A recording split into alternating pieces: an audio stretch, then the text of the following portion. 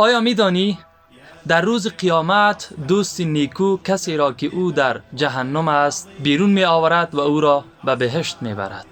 تصور کن شخصی به دوزخ محکوم شده است و او را یک دوستی است که در دنیا همراه از او رفیق و یارش بوده است. در نزد پروردگار می رود و شکایت می گوید پروردگارا، من بدون دوستم فلانی که در دنیا همراه و رفیق من بود در بهشت نه آرامشی دارم و نه لذت میبرم. خداوند متعال دستور میدهد که دروازه های دوزخ را باز کنید و فلان شخص را از دوزخ به جنت ببرید. دیدید که دوست واقعی چه ارزشی دارد؟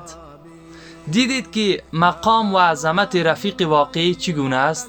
از همین رو ای دوستان عزیز، بر دوستی با افراد نیکوکار و صالح حریص باشید. با کسی دوستی کنید که در حضورش از انجام عبادت خجالت نکشید. متاسفانه در حالی که بعضی از ما امروز در مقابل دوست خود بدون هیچ شرم گناه انجام میدیم و مرتکب عملی زشت میشویم.